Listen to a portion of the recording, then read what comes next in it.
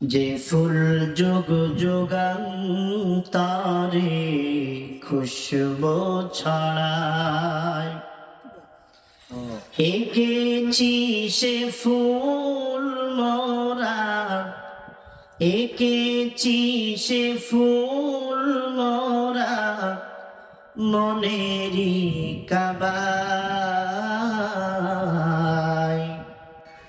সম্মানিত ভাইরা আমার, এজন্য আল্লাহ পাক রব্বুল আলামিন বলেন, ওয়াসারিউ ইলা মাগফিরাতিন মির রাব্বিকুম ওয়া জান্নাতিন আরদুহাস সামাওয়াতু ওয়াল আরদ। চিৎকার দিয়ে বলুন আল্লাহু আকবার। একটু দেরি বুঝলেন। আল্লাহ তাআলা বলেন, দৌড়াও ওই মহান রবের ক্ষমার দিকে। ওয়াসারিউ, তোমরা দৌড় মারো, ইলা রব্বিকুম, তোমার রবের দিকে, ইলা মাগফিরাতিম মির রব্বিকুম, তোমার রবের ক্ষমার দিকে। যদি তোমরা তোমার রবের ক্ষমার দিকে দৌড় মারতে পারো, তাহলে আল্লাহ পাক রব্বুল আলামিন ওই আসমান জমিনের আকৃতি সমান বিশাল আকৃতির যেই জান্নাত রয়েছে, ওই জান্নাত কিন্তু রব্বুল আলামিন আপনাকে আমাকে দিয়ে দিবেন। সুবহানাল্লাহ। এই পৃথিবীতে আমরা যারা এসেছি, আমরা কিন্তু কেউ জাহান্নামে যেতে চাই না। আমরা কি কেউ জাহান্নামে যেতে চাই? আমার দিকে খেয়াল করুন। এই পৃথিবীতে আমরা যারা এসেছি, আমরা কি কেউ জাহান্নামে যেতে চাই? কেউ জাহান্নামে যেতে চাই না। যিনি নামাজ পড়ে তিনিও বলবেন জান্নাতে যেতে চাই, যিনি বেনামাজি তিনিও বলবেন জাহান্নামে যেতে চাই না, জান্নাতে যেতে চাই। আমার ভাই ও বাবাজিরা, গভীরভাবে লক্ষ্য করুন। তাহলে আমার আল্লাহ বলছেন, ওয়াসানিউ, দৌড় মারো। এই দৌড় মারার অর্থ হলো জুতা খুলে দৌড় মারা নয়। এই দৌড় মারার অর্থ হলো আমি যেখানে আছি এখান থেকে আমার রবের দিকে আল্লাহ তাআলা দৌড় মারতে বলেছেন।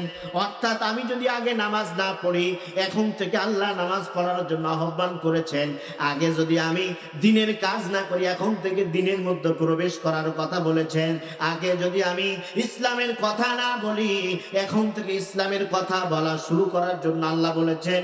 আর এই কাজগুলো যদি আপনি আমি করতে পারি, আল্লাহ তাআলা বলেছেন, কারদিস সামাই ওয়াল আরদ, যেই জান্নাত আসমান আর জমিন ব্যাপ্তি, এত বিশাল আকৃতির জান্নাত আল্লাহ তাআলা আপনার আমার জন্য বরাদ্দ করে রেখেছেন। সুবহানাল্লাহ। সম্মানিত ভাইরা আমার, তাহলে ওই জান্নাত, বুখারীর বর্ণনার মধ্যে এসেছে, যেই জান্নাতের দরজাগুলো হবে এক এক নামের, এক এক ধরনের।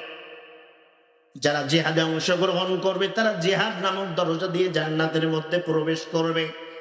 যারা নামাজ কায়েম করবে তারা নামাজ নামক দরজার মধ্য দিয়ে প্রবেশ করবে।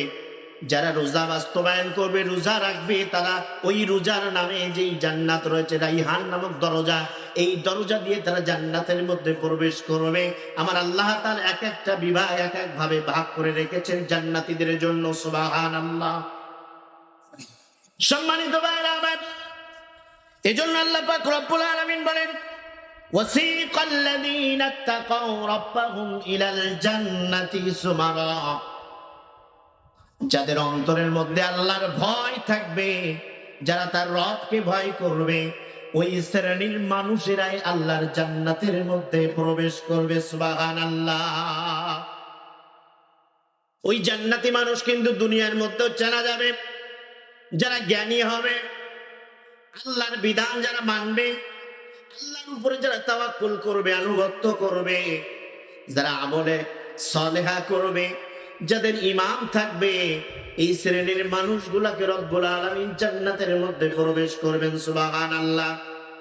এরপরে ওই জান্নাতি মানুষগুলোকে যখন জান্নাতের সামনে যখন নিয়ে যাওয়া হবে, হাত্তা ইদা জাউহা ওয়া ফুতিহাত আবওয়াবুহা ওয়া ক্বাল, হাত্তা যখন ইদা জাউহা ওয়া ফুতিহাত আবওয়াবুহা, ওই জান্নাতি মানুষগুলা যখন জান্নাতের দরজার সামনে যখন তারা পৌঁছে যাবে, ওই জান্নাতি মানুষদের জন্য আল্লাহ পাক রব্বুল আলামিন জান্নাতের দরজা মানুষগুলাকে দেখা মাত্রই খুলে দিবে।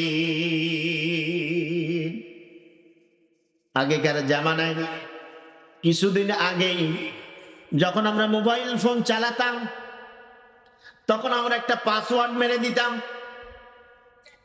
সেটা একটা প্যাটার্নের পাসওয়ার্ড হোক অথবা একটা নাম্বার দিয়ে হোক। বর্তমান সময়ের পাসওয়ার্ড হলো কোনোভাবে যদি ফোনটা আপনার মুখের সামনে নিয়ে যাওয়া হয়, ওই চেহারা দেখা মাত্রই ফোনটা খুলে যায় কি যায় না? ও যুবক ভাইরা, যায় কি যায় না? আমার আল্লাহ পাক রব্বুল আলামিন 1450 বছর পূর্বে এই পাসওয়ার্ড কিন্তু আল্লাহ তাআলা জানিয়ে দিলেন। ওই জান্নাতি দরজা যেমন ভাবে খুলবে, জান্নাতি মানুষগুলা দুনিয়ার মধ্যে যারা আমল করবে, ভালো মানুষ হয়ে যাবে, তাদেরকে যখন জান্নাতি দরজার সামনে নিয়ে যাওয়া হবে, তাদের চেহারা দেখা মাত্রই ফোনের পাসওয়ার্ড যেমন খুলে যায়, আমার আল্লাহ পাক রব্বুল আলামিন জান্নাতি মানুষদের চেহারা দেখার সঙ্গে সঙ্গে আল্লাহ তাআলার জান্নাত খুলে যাবে। নারী তাকবীর! ওই জান্নাতে আমরা যেতে চাই কি চাই না? একটু জবান খুলে বলুন মুসলমান। জান্নাতে আমরা যেতে চাই, তাহলে জান্নাতের দরজার সামনে যখন যাব, ফুতিহাত আবওয়াবুহা, দরজাগুলো আল্লাহ খুলে দিবেন। চেহারা দেখার সঙ্গে সঙ্গে দরজা খুলে যাবে, জান্নাতের দরজা।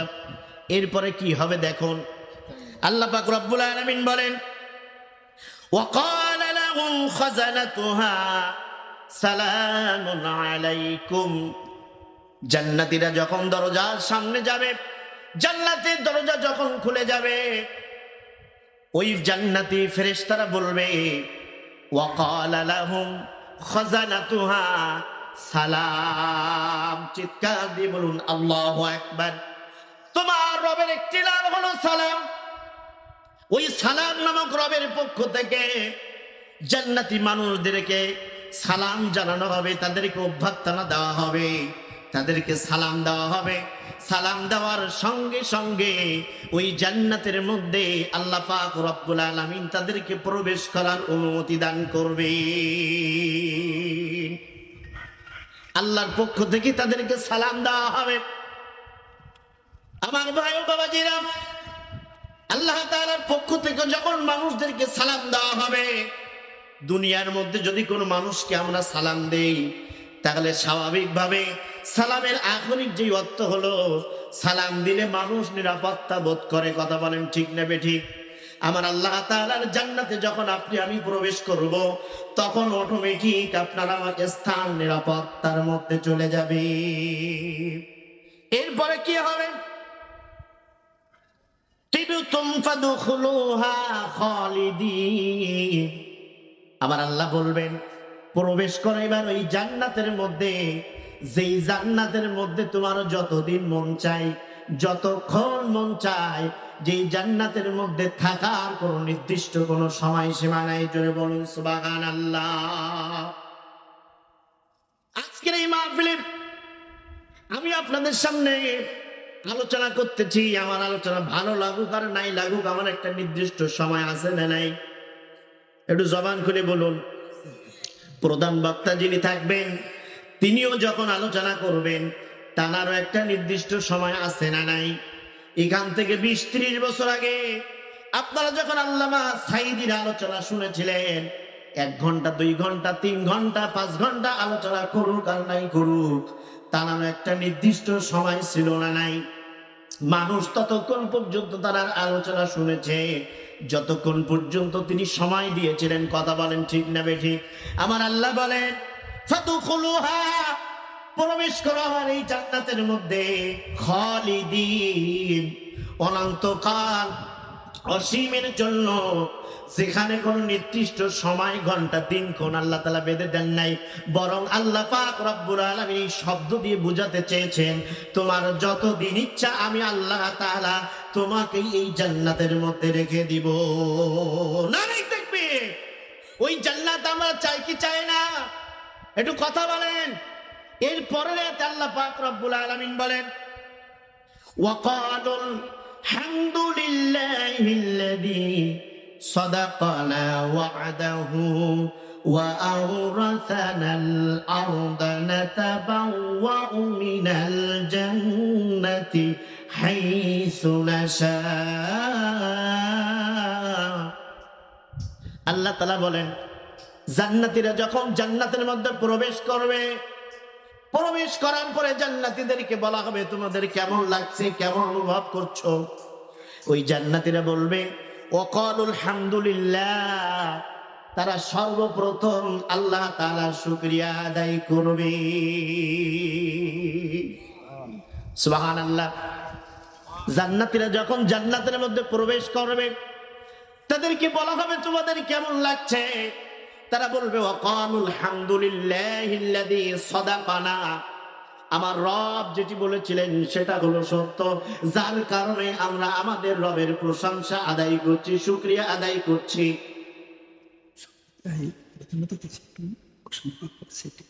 এখন না, আলোচনার মধ্যে ব্রেক করাবেন। আল্লাহ পাক রব্বুল আলামিনের কাছে বলবেন,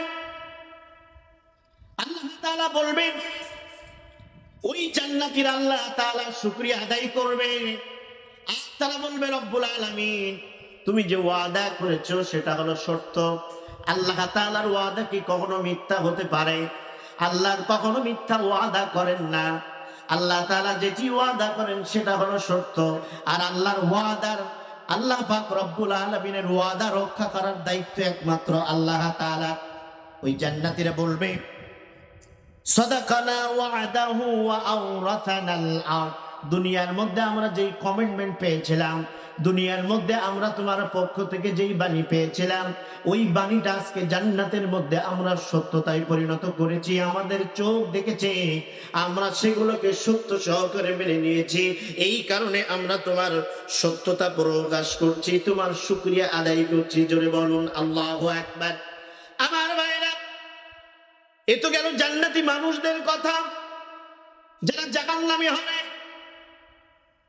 আল্লাহ তাআলা আগের আয়াতগুলোতে বলেছেন ওয়াকালাল্লাযীনা কাফারু ওয়াসিকাল্লাযীনা কাফারু ইলা জাহান্নামা যুমারা, যারা জাহান্নামী হবে তাদেরকে ধাক্কাতে ধাক্কাতে, মাজায় দড়ি বেঁধে, রশি বেঁধে তাদেরকে টানতে টানতে জাহান্নামের